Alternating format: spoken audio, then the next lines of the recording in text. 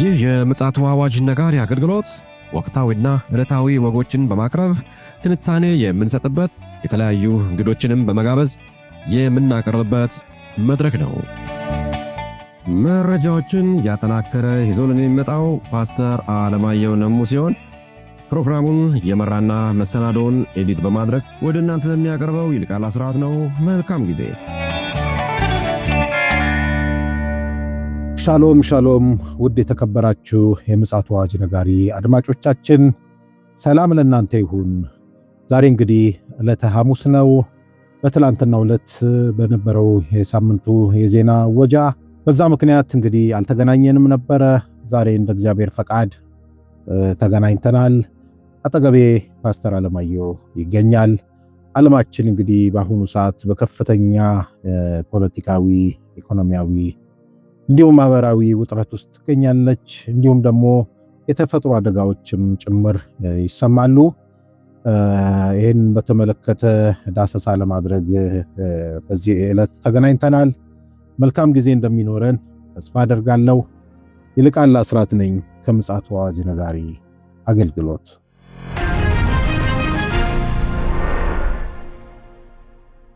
ውድ አድማጮቻችን እንግዲህ መግቢያ ላይ እንደተናገርኩት ወቅታዊውን የዓለማችንን ገጽታ ያመላክተን ፓስተር አለማየሁ ተገኝተዋል። እነዚህ መረጃዎች ደግሞ ለኛ እንደወትሮ እንደምንለው የማንቂያ ደወሎች ናቸውና በአንክሮ እንድትሰሙን በጌታ ፍቅር እናሳስባለን። በቀጥታ ወደ መረጃችን ከማምራታችን በፊት እስኪ ከፓስተር ጋር ሰላምታ እንለዋወጥና መረጃውን ያቀብለናል። ሰላም ላንተ ይሁን ፓስተር፣ እንዴት አለ? እንደምን ዋልክ ወንድም ይልቃል?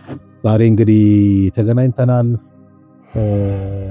በትላንትናው ዕለት እንግዲህ ባለመገናኘታችን ብዙ ዓለማችን ላይ የተሰሙ ጉዳዮች አሉ። አንተም እንግዲህ መረጃ ልታቀብለን ተገኝተሃል።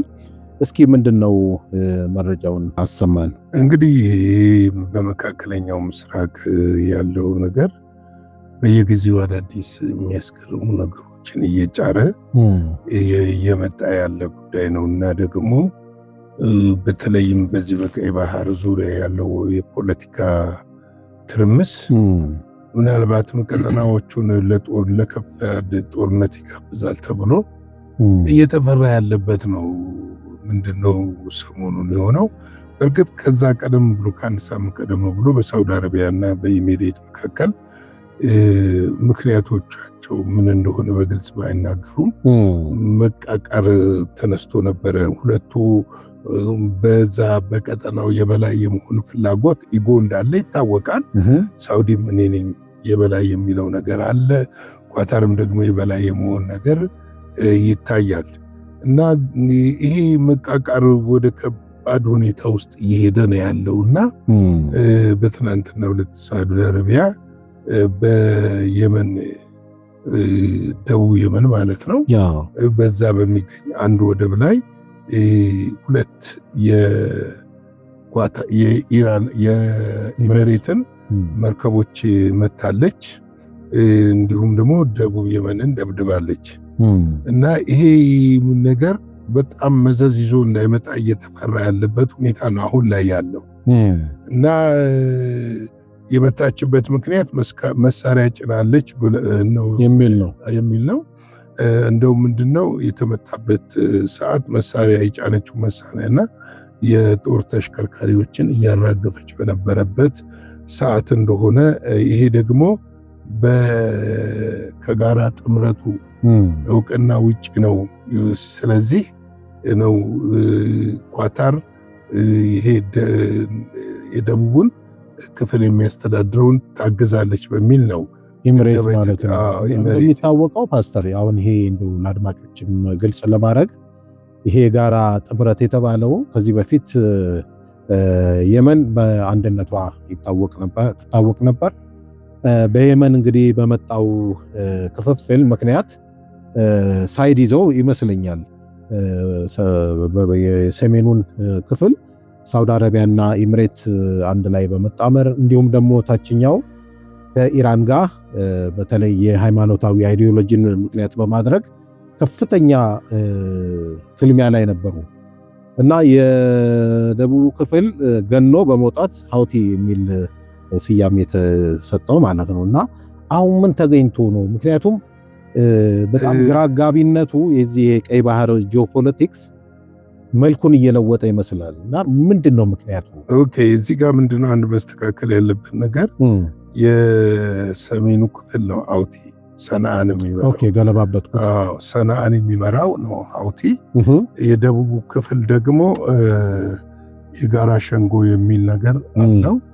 ሳውዲ አረቢያ ግን የደቡቡን አይደለም የሚደግፉት። ሁለቱም ቢሆኑ እየደገፉ ያሉት በተለይ ሳውዲ አረቢያ አንድ ፕሬዚደንሻል ካውንስል የሚባልና በስደት መቀመጫውን ሳውዲ አረቢያ ያደረገ ከየመንና ከሰና ነቅሎ ከሰና በተለይ ነቅሎ የወጣው የመጀመሪያው የሱኒ ያንን መንግስት ነው የምትደግፈው እሷ እና ያንን መንግስት ነው የምትደግፈው። የመን አሁን የምትተዳደረው በሶስት አካል ነው። አንደኛው አካል ምንድነው? በእርግጥ አንደኛው አካል በየመን ውስጥ ግዛት የለውም፣ ውጭ ሆኖ ያለ ነው። በስደት ላይ ያለ መንግስት ይሉታል እነሱ። ህጋዊ መንግስት ነው ብለው ነው የሚያስቡት ያንን። ሁለተኛው ያለው ይሄ ህዝባዊ ሸንጎ ምናምን የሚባለው ኤደንን የያዘው ነው። ኤደን የምትባል ከተማ ደቡብ የመንን የተቆጣጠረው ክፍል ነው። እና አሁን ምንድነው ኳታር ይቅርታ ኢራን ማነው ኢሚሬት ዱባይ ማለት ነው። ይሄ ደቡብ ክፍል የተቆጣጠረውን የምትደግፍ ነች። በዛ የጋራ ጦር ግንባርም ነበራቸው። ታውቃለህ የመን ላይ ዘመቻ ሲከፍቱ የአረብ ሀገሮች ጥምረት ፈጥረው ነው። እንደውም ግብፅ ሁሉ የመሳተፍ አይነት አዝማሚያ ነበረ። ከፍተኛ ጥምረት ነበር የተፈጠረ የሱኒ መራሹ ክፍል ማለት ነው። እና ምንድነው ነገር ግን ሁቲን ወይም ደግሞ ሀውቲን ማሸነፍ አልቻሉም። ስላልቻሉ ጦርነቱ እንዲቆም እንደውም የሀውቲ አቅም እየጠነከረ መጥቶ የሳውዲን የነዳጅ ማጠራቀሚያ እስከ መምታትና እስከ ማውደም ደረጃ ደርሶ ነበር። ነገር ግን አሁን ደግሞ በምን ምክንያት እንደሆነ ባይታወቅ በኤሚሬት እና በሳውዲ መካከል መቃቃር በመፈጠሩ ምክንያት አሁን የሳውዲ የሰሞኑ ድብደባ ከዛ አንጻር የተነሳ ነው።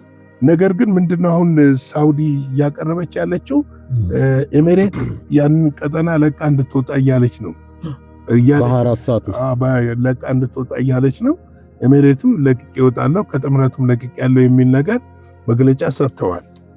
አክሽንም ወስዳለች። አዎ እንግዲህ ይሄ አክሽንም ወስደዋልና እንግዲህ ይሄ የደቡብ ሸንጎ የሚባለው መደብደቡ ነው የተነገረው። እሱ ነው እየተደበደበ ያለው ሀውቲ አይደለም። ድብደባው ግን የሚቀጥል መሆኑን ነው እየተናገሩ ያሉት ሳውዲዎች። የተባበሩት ኤሚሬትም ለደቡብ የሽግግር መንግስት ትረዳለች የሚል ነው ምክንያቱ። እና አሁን ላይ ያለው መፋጠጥ መካረር ቀይ ባህርን ከመቆጣጠር አንጻር ይመስላል። አሁን ላይ ያለው መፋጠጥ ቀይ ባህርን ከመቆጣጠር አንጻር ያለ ትልቅ ሌላ ጉጉት ሴራ ነው ማለት ነው። አዎ አሁን ምን መሰለህ ቀጠናው በእርግጥ ጂኦፖለቲክ እሱ ይወሳሰብ እንጂ ቀጠናው ያለው ጠቀሜታ በጣም ከባድ ነው። ምንም ጥያቄ የለም፣ ቀላል አይደለም። በዛ እኮ ወደ ሆርሙዝ ሰርጥ ሁሉ የሚያስኬድ ነው።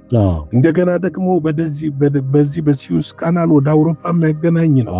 እና ቀጠናው እጅግ ስትራቴጂክ የሆነ ቦታ እንደሆነ ለማወቅ ይቻላል። ምንም እንትን የሚለው የለም። ነገር ግን ይሄ በአረቡ ዓለም ላይ የተፈጠረው አለመግባባት አሁን ላይ የተጀመረ ሳይሆን የቆየም ጭምር ነው። ሽኩቻው በተለይ በአረቡ ዓለም በዚህ በሚድል ኢስት ገኖ ለመውጣት የሚደረጉ ጥረቶች ያሉበት ነው። ያንን ጥረት ደግሞ በመሳሪያ የበላይነት እንደነዚህ ደግሞ አንዱን ክፍል በመደገፍ ሌላውን ክፍል በኃይል ለመጫን የሚደረጉ ነገሮች ናቸው እጅግ ከባድ እየሆኑ የመጡትና በእርግጥ የሳውዲ ድብደባ አግባብ ነው ወይ አግባብ አይደለም የሚለውን ሌላው የዓለም ክፍል ምንም ያለው ነገር የለም። የሚገርም ነገር ሌላው የዓለም ክፍል ምንም ያለው ነገር የለም።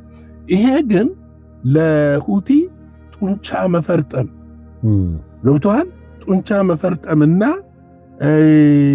የበላይነት ምቹ ሁኔታ ይፈጥራል ተብሎ ነው የሚታሰበው። እና ይሄ በእንዲህ እንዳለ እያልከን ያለው አሁን ባላንስ ያስፈልጋል ነው። አሁን ሰሞኑን የምንሰማውም ይሄ የእስራኤል ምንድነው ለሶማሌላንድ እውቅና መስጠት እንደገና ደግሞ አንዳንድ መረጃዎችም ደግሞ ምን ያህል የተጣራም ባይሆንም እስራኤል ያለ ምክንያት አሁን ላይ አልመጣችም። ቀደም ሲል የተሰራ ስራ አለ።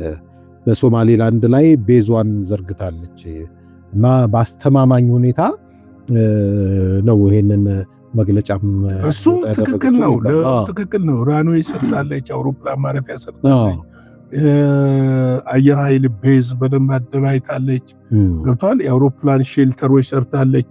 ምንም እንትን የሚለው ነገር አይደለም። ለምን ይህን ጥያቄ እንደጠየቅኩት ታውቃለህ? አሁን አንተ ሳውዲ አረቢያና ኤምሬት ሽኩቻ ይዘዋል በቀይ ባህር ስላልኩ፣ ድሮ ከፍተኛውን ተጽዕኖ ይዛ የነበረችው ግብጽ ነበረች እስከ ኤደን ባህረ ሰላጤ ድረስ ማለት ይቻላል። በዛ ላይ ደግሞ የኢትዮጵያን ወደ እንዳትመጣ ከፍተኛ ጥረት እያደረገች ነው። አሁን ይሄ ነገር ሊሰናከልባት ነው ወይስ ሌላ ጂኦፖለቲክስ እየመጣ ነው ያለው? ይኸውልህ ግብጽም ሳውዲም የቀይ ባህር የበላይ መሆን ይፈልጋሉ። የመንም ሳትከፋፈል በፊት የቀይ ባህር የበላይ መሆን ትፈልጋለች። በተለይ ደግሞ የየመን ቀጠና ቁልፍ ቀጠና ስለሆነ ወደ ላይ ወደ ሆርሙስ ሰርጥ የሚወስድ ሰናን ተከትሎ አለ የላኛውን የአውሮፓን ክፍል በኢራን ዞሮ የሚያገኘው ክፍል ማለት ነው። በዚህ ደግሞ ከሲዩስ ካናል ጋር የሚገናኝ ነው። አሁን ደግሞ የእስራኤል ወደዛ ቀጠና መምጣት የኔ የግሌ ትንታኔ ነው። ምናልባትም እነዚህ የደቡቦቹን አዳክማ ኤደንን የባህር ወደብ ኤደን ባህር ዳር ላይ ያለች ከተማ ናቸው ሁለቱም፣ ሰናም ኤደንም እና ያንን የመቆጣጠር ፍላጎት ያላት ይመስላል ሀውቲን ለመቆጣጠር ማለት። አዎ ግን ሀውቲን አሁን ባለው ወታደራዊ አቅሙ ወታደራዊ ስትራቴጂው ለአሜሪካና ለኢራን ለእስራኤል ፈታኝ የሆነን ድርጅት እንደው በሳውዲ አቅም መቆጣጠር ይቻላል ወይ ብትለኝ አይቻልም። ምክንያቱም አሁንም ምናልባት እነዚህ የነዳጅ ማምረቻዎቿን የኢኮኖሚ ተቋማቶቿን ሊመታ ይችላል። ያን ጊዜ እንኳን አቅሙ ትንሽ በነበረ ጊዜ ነው። አሁን ደግሞ በርካታ ሚሳኤሎችና ሮኬቶች የታጠቀ ነው። አሁን ሳውዲ ራሱ ሀውቲን አልመታችም። የመታችው ምንድነው? የሽግግር ሸንጎ የሚባለውን ደቡብ የመን ላይ ኤደን ላይ የተቀመጠውን ነው የመታችው። ስለዚህ ይሄ ምንድነው? አንዳንድ አባባል አለ፣ አህያውን ፈርቶ ዳውላውን ይባላል። እንደዛ አይነት ነገር ነው የሚመስለውና በተለይ ደግሞ ከዚህ በፊት ሳውዲም ኢሚሬትም ከደቡቡ ጋር ተጣምረው ነበረ ሀውቲን ያጠቁት የነበረው። ነገር ግን በደቡቡ አሁን የሽግግር መንግስት የሚለውና ውጭ ካለው ደግሞ ይሄ ፓርላሜንታል ፕሬዚደንሻል ካውንስል ከሚለው ጋር የሰፋ ልዩነት ደግሞ አለ። ይሄ መቀመጫውን ሳውዲ ያደረገ ነው። የመን ውስጥ ግን ግዛት የለው። ይሄ ነው። የእስራኤል ደግሞ አሁን እንደነገርኩ ሁሉን ነገር ከጨረሰች በኋላ ነው እውቅና የሰጠች። ጦር ቤዙን ጨርሳለች፣ አውሮፕላን እንትኖቹን ጨርሳለች። አንደኛ ቀይ ባህር ላይ ያሉትን መርከቦች ለመቆጣጠር ምቹ ሁኔታ ነው ለሷ የሚፈጥረው። ሁለተኛው ደግሞ ከሀውቲ የሚነሳውን ወደ እስራኤል የሚተኮሰውን ሚሳኤሎች በቀላሉ ከዛው ተነስታ በመደብደብ ሀውቲን ማስጨነቅ የምትችልበት ይሆናል። እሱ ብቻ እኮ አይደለም እና ለኢራን ደግሞ ነፃ መስመር ታገኛለች። ኢራንን እሱ አንድ ነው። ከኢራን ደግሞ ወደ ሀውቲ መሳሪያ እሱን ሁሉ መቆጣጠር እሱንም እንትን ትላለች። ግን ደግሞ ለምሳሌ ከእስራኤል ተነስታ ሶሪያን አንዳንዴም ሊባኖንን አቋርጣ ኢራቅን አቋርጣ ነው ኢራንን የምትመታው። አሁን ግን በዚህ በላይኛው በኩል የባህሩን ክፍል ተከትላ ሄዳ ኢራንን መምታት ትችላለች በቀላሉ። እንደውም እኮ የሚባለው እኮ ፓስተር እንደው የሚገርም ነው። ከአሁን እዚህ ቤዝ ካደረገችበት ተነስታ ሀውቲ ቁርስ ሲበላ ሁሉ ለማየት የሚያስችል ርቀት ላይ በጣም ቅርብ ነው፣ ለመቆጣጠር የሚመች ነው የሚል መረጃም አለ። በአጭር ኪሎ ሜትር ርቀት ውስጥ ነው። አሁን አላስታውስም እንጂ 20 ኪሎ ሜትር ይሁን 30 40 ኪሎ ሜትር ከዛ በጣም ከመቶ ወደ 100 እንኳን አይደርስም። የሚገርም ነው በጣም በአጭር ኪሎ ሜትር ነው። በዚህ አጭር ኪሎ ሜትር በቀላሉ መቆጣጠር የሚቻል ስትራቴጂ ነው የነደፈችው። ስለዚህ የሳውዲ መንቀሳቀስ ደግሞ እንግዲህ እስካሁን ከእስራኤል ጋር እስራኤልን እየተቃወመች ነው ያለችው ሳውዲ ከልብ ነው ወይ በፍልስጤም ላይ በምታደርገው እሱ ከልብ ነው የሚለው ከእምነት አንጻር ስለሆነ ከልብ ሊሆን ይችላል። እና ለዛሬ ያለኝ መልእክት ይህንን ይመስላል። ላይክ፣ ሼር፣ ሰብስክራይብ አድርጉ። በምሽት መረጃ እንገናኝ። የጌታ ጸጋ ሰላም ከሁላችን ጋር ይሁን። እንግዲህ በተለይ ደግሞ በዚህ ቀጠና የምንኖር ቅዱሳን ለአካባቢው እንድንጸልይና አካባቢው የተረጋጋ እንዲሆን በጌታ ፍቅር ጠይቃችኋለሁ። ተባረኩልን። ሻሎም። እግዚአብሔር አብስቶ ይባርክ ፓስተር። ያው እንደዚህ አይነት መረጃዎችን ስናመጣ ዝም ብሎ ለመተንተንና ደረቅ መረጃ ለመስጠት ሳይሆን መጽሐፍ ቅዱሳዊውንም ሐሳብ ለማካተትም ስለሆነ ይሄ በአካባቢያችን ላይ የመጣው ይሄ ቀጠናዊ ረብሻ እኛን አፌክት ያደርጋል ወይስ አያደርግም፣ ወይስ ደግሞ ነገሮች እየከፉ እየሄዱ ሊሆን ይችላል በማለት ራሳችንን ምንጊዜም እንግዲህ ሬዲ ማድረግ ተገቢ ነው። መዘጋጀት አለብን። ለክርስቶስ ኢየሱስ ዳግም መምጣት ትልቁ ምልክት ስለሆነ ይህንን ነው እንግዲህ ለእናንተ ለማድረስ ያሰብነው። እንግዲህ ለዛሬ ለሐሙስ የቀኑ መልእክታችን መረጃችን ይህንን የመሰለ ነው። በምሽቱ ደግሞ በሌላ መረጃና መልእክት ደግሞ ወደ እናንተ እንመጣለን ተመልሰን። እስከዚያው ድረስ የእግዚአብሔር ጸጋ ምሕረት ከእያንዳንዳችን ጋር እንዲሆን እንመኛለን። ሻሎም። ለዛሬ ይዘን የመጣነው ወቅታዊ መረጃ ይህንን ይመስል ነበረ። በሌላ ጊዜ በሌላ መሰናዶ እስከምንገናኝ ሰላም ለእናንተ ይሁን።